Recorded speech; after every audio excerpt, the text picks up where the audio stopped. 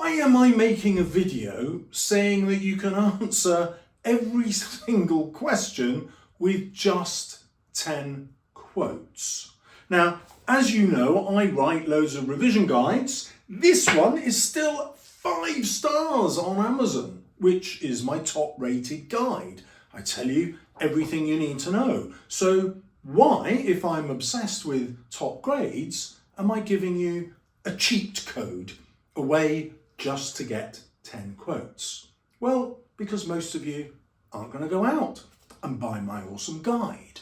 So how do I know this is even going to work? Well, I'm glad you asked.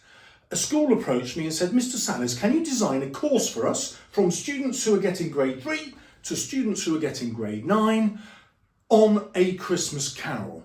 And I said, yes, of course I can do that. Even though I'm obsessed with top grades, I can teach students at grade 3 because I know that even average students can get top grades. And my shortcut was, I wonder if I can find 10 quotes. And that's the only 10 quotes the students would have to learn ever.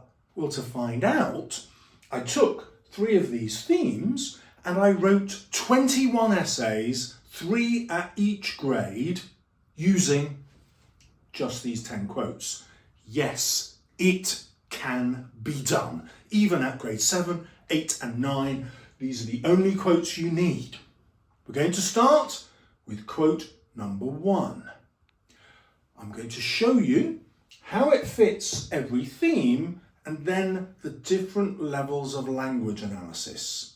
Let's dive in.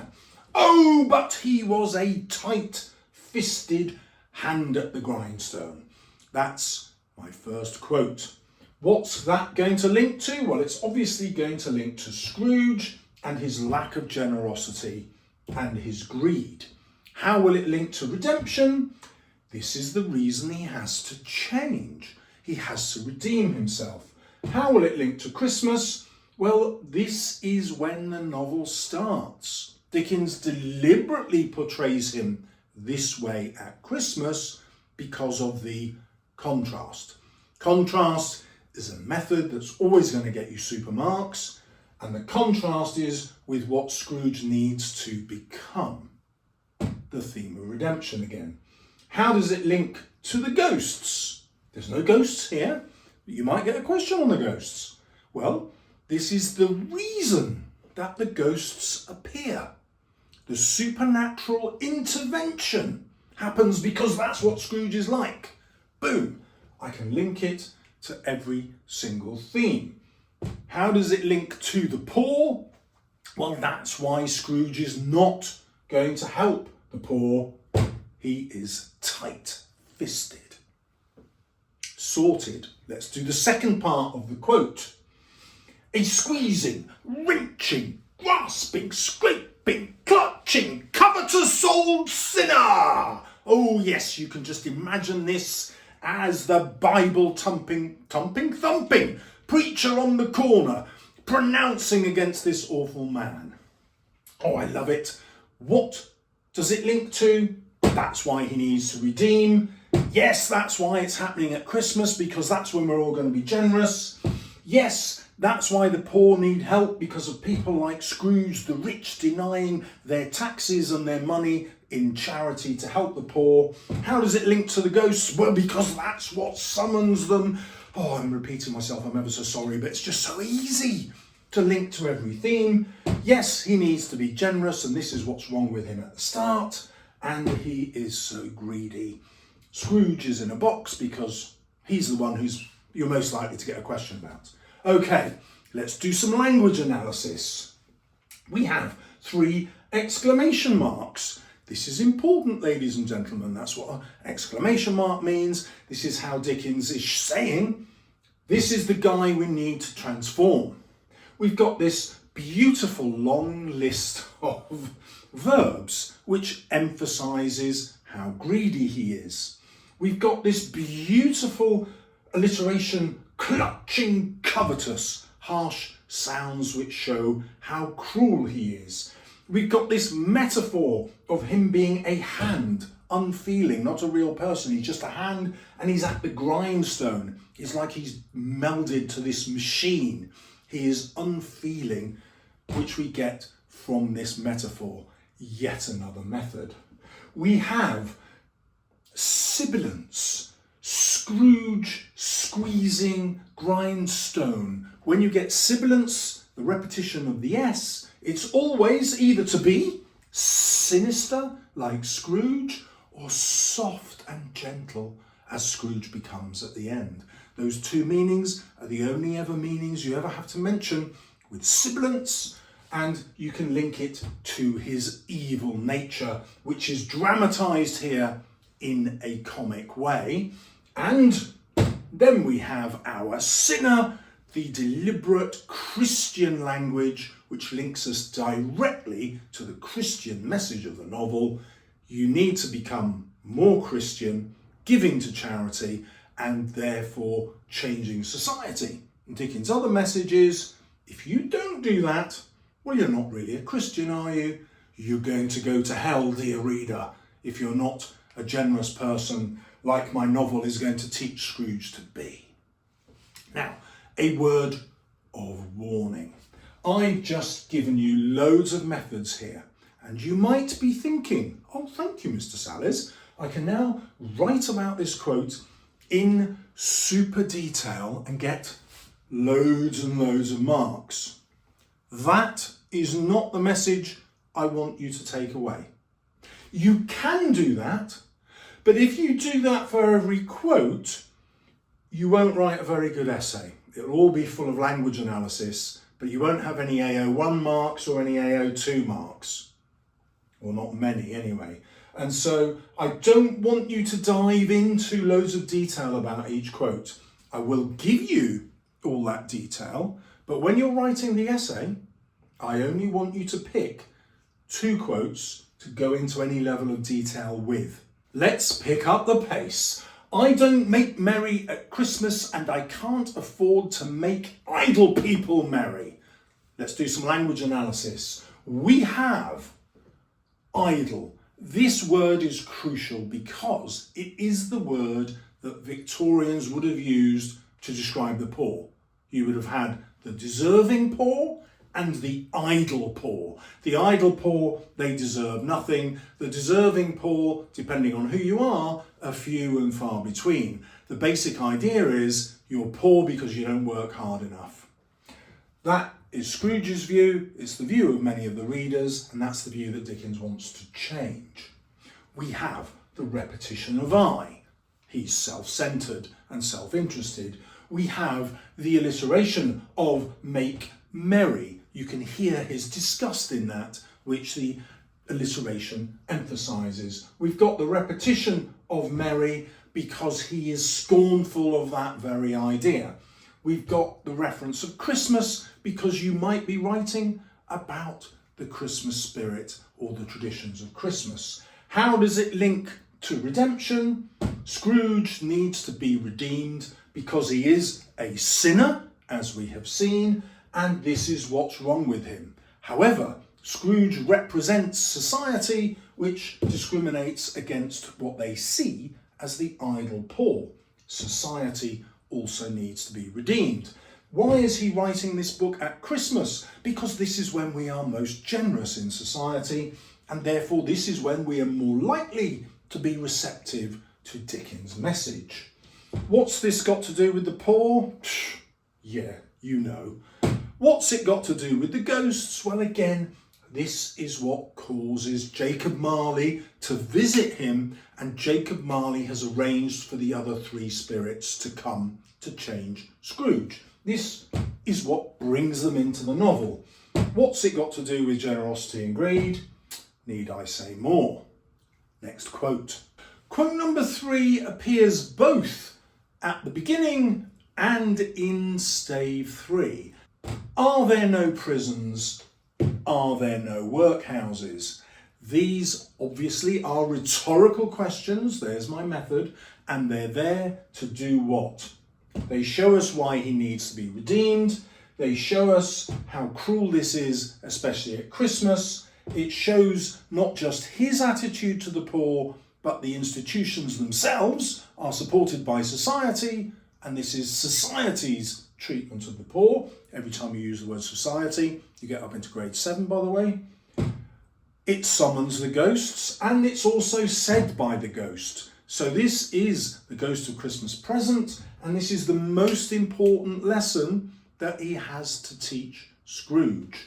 Let's look at the rest of the quote. Said the spirit, turning on him for the last time with his own words.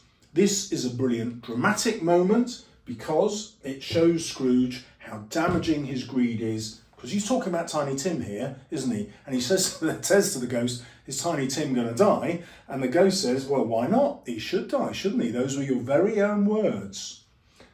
But these are also the very own words of society. Grade 7, remember, writing about how Scrooge's views represents society's views. Top marks.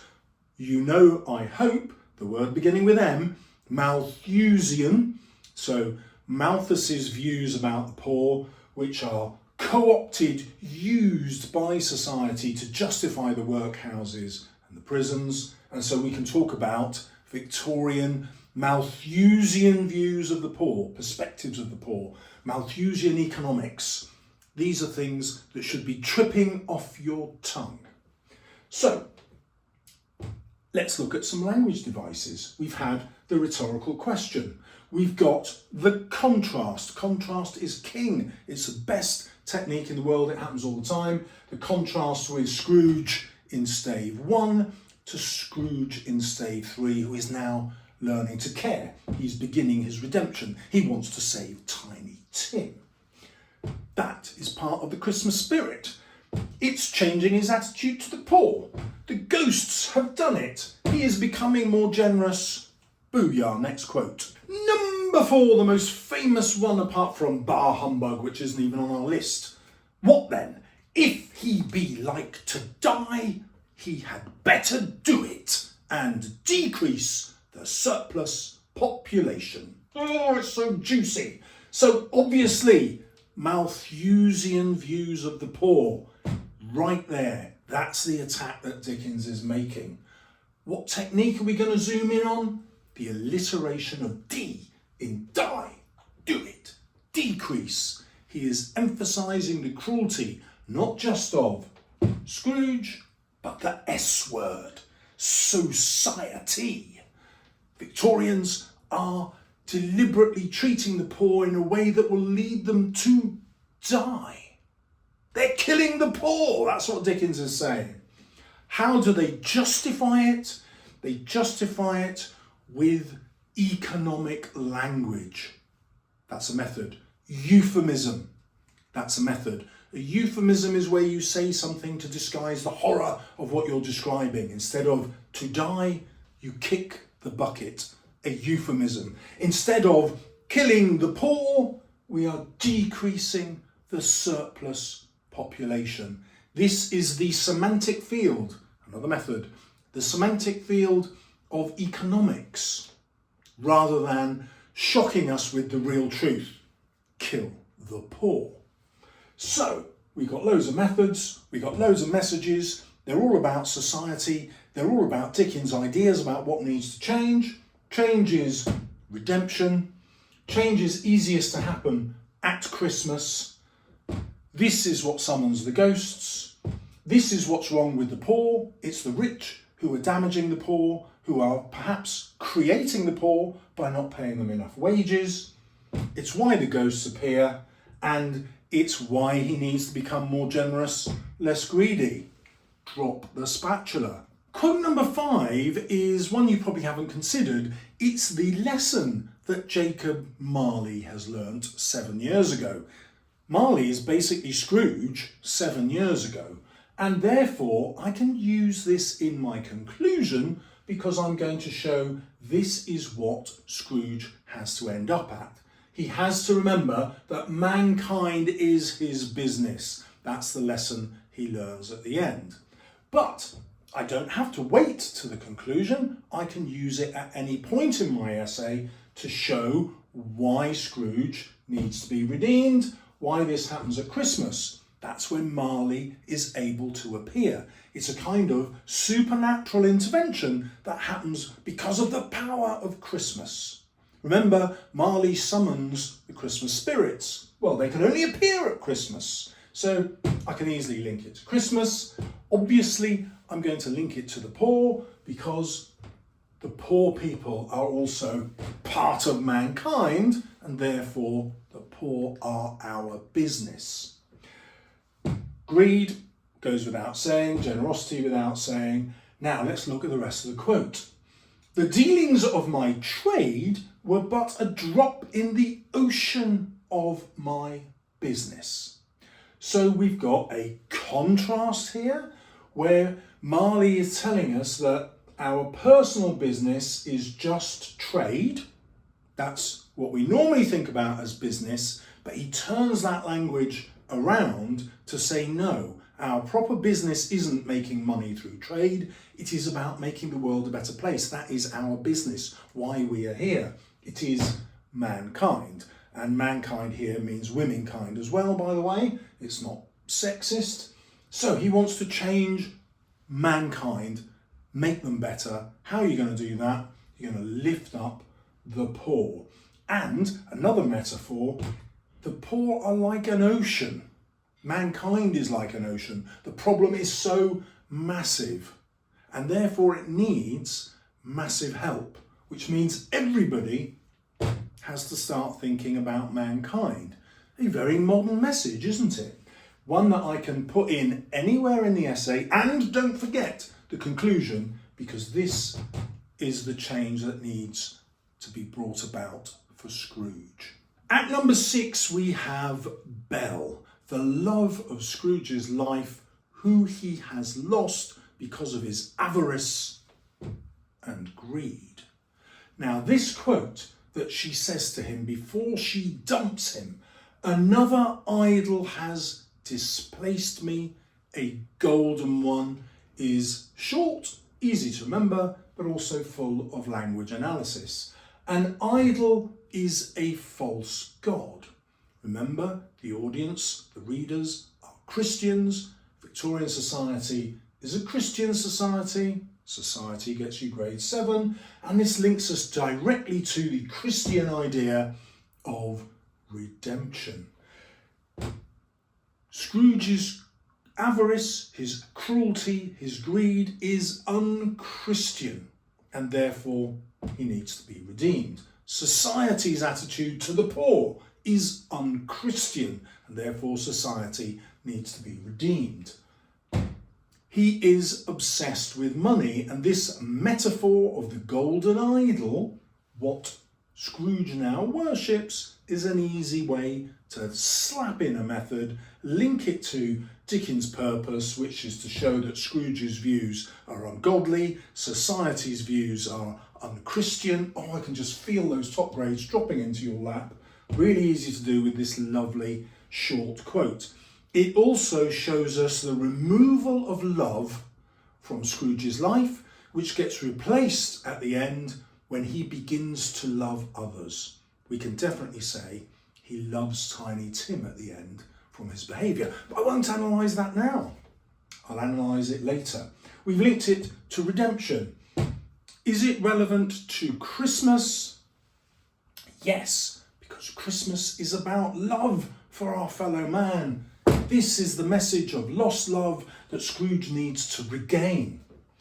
What does it have to do with the poor? Well, if he's not keeping all his gold for himself, he will use it to look after the poor, which he does at the end. You remember when he gives all that money to the charity workers. Does it link to the ghosts? Yes, it does. It doesn't look like it does, but it is the ghost of Christmas past who shows him this. And you can ask yourself, why does the ghost of Christmas past show him this? It's to show the love that has been lost, that needs to be rekindled. Obviously, it's all about his lack of generosity and how he has become greedy. And that's why he lost his fiancée, the gorgeous Belle. Belle, of course, is French for beautiful. He's lost what is beautiful in life by replacing it with the golden evil. Quote number 7, another juicily short one, easy to remember. Now you're probably thinking, Father is so much kinder than he used to be. Well, how am I going to use that, Mr. Salles? Glad you asked. That's why the spatula is here. Fatherhood is a major theme in the novel. Why haven't I got it down here? Because the examiners do not realise it is a major theme. Or maybe they do realise, but they don't think you will. And therefore, a question on fatherhood, much too hard. But if we think of Scrooge's redemption, he becomes, at the end, a second father to Tiny Tim. Stop talking about the end, Mr. Salles. Wait for that quote. So, we can see that this is a major thing in Dickens' mind, which is why he ends the novel with Dickens and Dick in Scrooge becoming a second father to Tiny Tim. It's obviously really important for him. So, it's really important how Scrooge was failed by his own father. So a major criticism of the novel is that Scrooge's redemption is not really realistic. This is top grade stuff, okay? It's not really realistic. We don't really believe that someone who was such a covetous old sinner and so obsessed with gold would ever transform overnight. But Dickens says, well, I think it is believable. So what we're seeing here is Scrooge withdraws from society and withdraws from the world because of his treatment by his father, who used to be cruel, isolated him at school, didn't bring him home for Christmas, and instead gave all his love and affection to Fan, who was saying this. Fan is Scrooge's sister. So we've got the image of Scrooge being abandoned as a young child, which gives psychological reasons for why he is so cruel as he grows up. It also shows what's going to break that pattern of cruelty when he learns to become a better father than his own father was. So no one else is going to be writing about that. Grade 7, 8 and 9 all the way. We've linked it to redemption. Christmas, well, this is Fan inviting Scrooge back home for Christmas. Christmas was a turning point when he was younger. It's going to be a turning point when he's older. How does it link to the poor? Because in order to help the poor, Scrooge is going to have to become like a father to them. Mankind is my business, remember. And so he becomes first a father to Tiny Tim, but then to the poor more generally, which is why he gives money to charity, etc. What's it got to do with the ghosts? Well, the ghost of Christmas past takes him to this moment because he thinks it's the one that's going to change Scrooge. It links back to our previous quote, Fan is the other person, perhaps the only other person Scrooge has ever loved. She is now dead. How is he going to bring that relationship back? By becoming the father that she thought he should be. What's my language analysis? Well, I quite like father and kinder deliberately rhyme. He and be deliberately rhyme. It gives a rhythm which makes this easier to remember, which makes the reader focus on it better. It tells us that being a father is about being kinder. That's what a good father is. Just ask my kids, what do you think the spatula's for? Do it again! Get your homework done! Damn it! You're in for a treat with this one. Spirit, said Scrooge, with an interest he had never felt before, tell me if Tiny Tim will live. This happens in stave 3. There are 5 staves, where this is the very middle of the novel. It is the turning point, the beginning of Scrooge's redemption. We can tell that because he's never felt this way before. This is the moment when he starts to become a better human being, and what prompts it is the poverty and the fragility of Tiny Tim. This is the moment when he becomes a father in his thoughts about Tiny Tim. We can see how that last quote was so useful. We have sibilance, remember that? The repetition of the S. This time it is not sinister, but it is soft. It emphasises the newfound care in Scrooge. Spirit, said Scrooge. No longer sinister, now caring and kind. Now the alliteration at the end. Tell me if Tiny Tim will live. The alliteration emphasises his concern, his tenderness, which also begins with T, so I'll remember to use that in the exam. Obviously, it's the moment of the beginning of his redemption. Is it linked to Christmas? Oh, you betcha, because that's when he sees the family, and he sees that even with this massive meal, which obviously isn't very massive, but it is for them, even with this meal, Tiny Tim's had it. He is not going to live to the next Christmas. What is the solution? Not the NHS, not better healthcare, no, just feed him more. How's that going to happen? Scrooge, you better raise his wages. How's that going to happen? Well, what if all society did that? All these rich readers reading this book. And so, Tiny Tim represents the poor, and Scrooge's change of heart represents how we must change our heart, if we're Victorian, towards the poor. What's it got to do with the ghosts? Spirit. It's a ghost, isn't it? It's the ghost of Christmas Present, who is strangely predicting the future here, even though he's the ghost of Christmas Present. It's the ghosts who are there to give the Christmas spirit back to Scrooge, and he can use that all year round to save mankind, which is my business. Generosity and greed, you know it. Number 9, which also appears at the end of stave 3 and is also the ghost of Christmas Present. This boy is ignorance, this girl is want.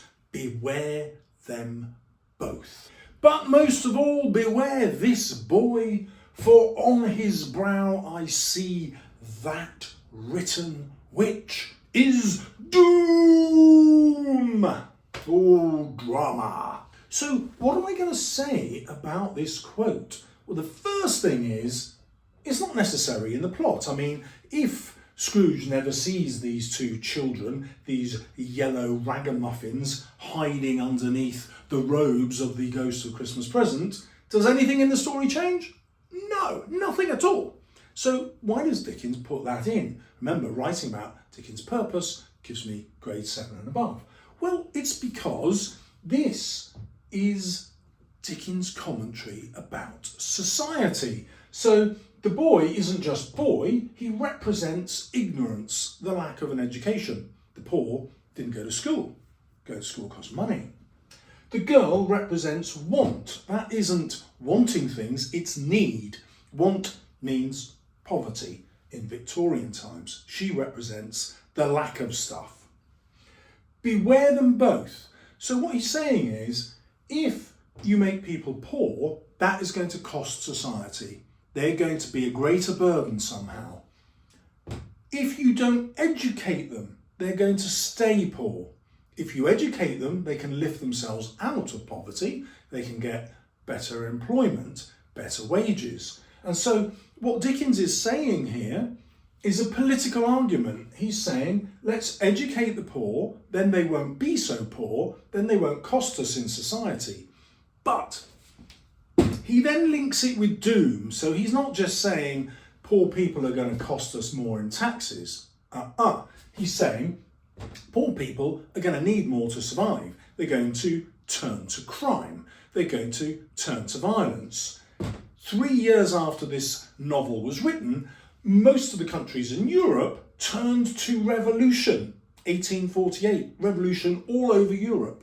And Dickens is warning about this now. He's saying our poor people are going to rise up violently against us. We don't want that. Let's stop them being poor, not by just paying them, but by educating them. Now, it's easy to miss this message when you get to the end of the novel, but that always allows me to write about this message. It's Dickens' message, which always allows me to get to grade 7. Well, I can get higher than a grade 7, obviously, but can I link it to every theme so I can justify sticking it in my essay and making it one of my top 10? Yes, I can. This is why Scrooge needs to redeem himself, but even more importantly, it's how society needs to be redeemed. Ka-ching, society. The Christmas spirit is not just for Christmas, it is forever. We've got to change the lives of the poor all year round. It's obviously about the poor. The ghosts, well, these kids are ghostly little apparitions. They're not real, are they? They're ghostly little apparitions hiding in the ghosts' robes. So these ghosts of the children are there to teach the lesson. Notice we've got boy and girl because Dickens wants to say it's everybody. Mankind, remember, not a sexist word, means everyone. Generosity, greed, enough said. Quote, number 10 has to come from the ending of the novel and to Tiny Tim, who did not die. He was a second father. We've already talked about how fatherhood is the secret theme underpinning Scrooge's transformation, his redemption. We've got the alliteration of to Tiny Tim, which emphasises the change in Tiny Tim. He does not die because Scrooge has become responsible. Tiny Tim, of course, represents the vulnerable in society. And Scrooge's fatherhood represents how everyone who's got money in society needs to think like a father to the vulnerable like Tiny Tim, so that they do not die, so that they do not decrease the surplus population, because the population is people. They are never surplus. We have the alliteration of did not die, a contrast balanced by the word not. He was going to die, that was his future. Scrooge has changed it through his redemption. Now there's an interesting Christian message here. Normally the idea is to save your soul. That's what Marley's lesson at the beginning is, isn't it? Mankind was my business, and Marley wants to save his own soul from walking the earth as a ghostly apparition, carrying all his chains about. And the only way Marley's going to get out of that is by helping Scrooge. And if Scrooge changes, then Marley's punishment might be lessened. But Scrooge's punishment might disappear. However, Scrooge isn't worried about his own soul. He doesn't mention his own soul. He's not worried about heaven. Mankind is my business. Mankind is on earth. That's why it's going in my conclusion. Scrooge wants to change now, here. Why does Dickens do that? Well, because he wants to change society right now, right here. Great lyrics. So, Scrooge demonstrates Dickens' message that it's not just about redeeming yourself in heaven, it's about changing earth, mankind for the better right now. Christmas, as you know, it happens at Christmas because this is the time when we're most generous, this is the time when we're most likely to change. Has it got anything to do with the poor? You know it does. Has it got anything to do with the ghosts? Yes, I've already talked about Marley initiating this process, but obviously this is the result of the ghost visit. This is proof that their visits have worked. Generosity, greed, you know it makes sense.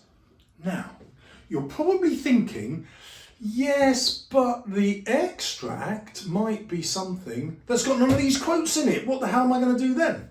Glad you asked. Everything. You're going to do everything then. A grade 9 essay needs 13 quotes. Now, 13 longish quotes like these, okay? And you can delve into individual words in some of them to boost that.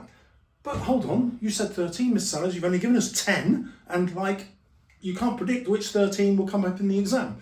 Yes, I can. I've already predicted these 10. I've shown you how they fit every single theme, so you can use them no matter what the question, because all your questions will be about these themes. Where will we get the other 3 from? In the extract. Thank you, examiner, for helping me ace this exam. I don't have to go away and revise loads of other quotes.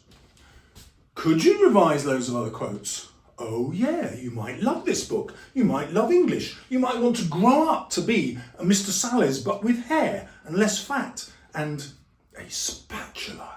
Well, that could be you. You could go out and learn loads more quotes. I do, I love the stuff, but you might just want to pass this exam, in which case 10 quotes will do.